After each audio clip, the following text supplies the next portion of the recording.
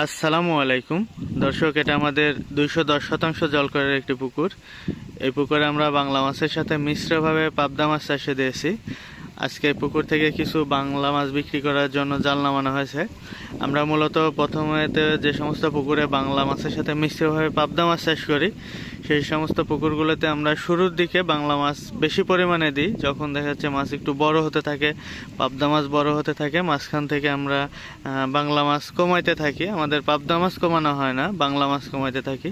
তো তারই সুবাদে আজকে আমরা কিছু রুই কাতলা এবং সিলভার মাছ এখান থেকে কমাই দেব। আমরা এর মধ্যে নতুন করে রুই কাতলার কোনো মাছ দিব না, এর মধ্যে আমরা অল্প কিছু সিলভার মাছ আবার দিব। আমরা মাছ উঠাই, রুই যেগুলো উঠাই পরবর্তীতে আর রুই ছাড়া হয় না।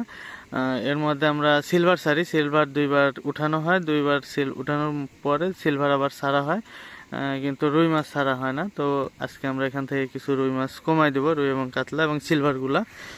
পরবর্তীতে আমরা আবার সিলভার কিছু দিব। এই যে দেখুন পানির কালার পুকুরের।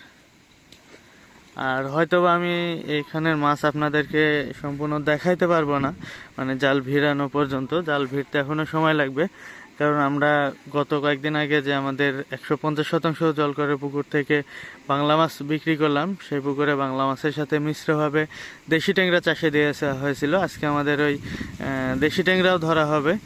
আর এখান থেকে যেহেতু শুধুমাত্র বাংলা মাছ ধরা হবে, এখানে আমার বড় ভাই এবং ছোট ভাই আছে, আর আমি ওইখানে যাব ওইখানে দেশি ট্যাংরা ধরার জন্য। তো সেই কারণে হয়তোবা আপনাদেরকে আমি দেখাইতে পারবো না, আমার ওই পুকুরে চলে যাইতে হবে।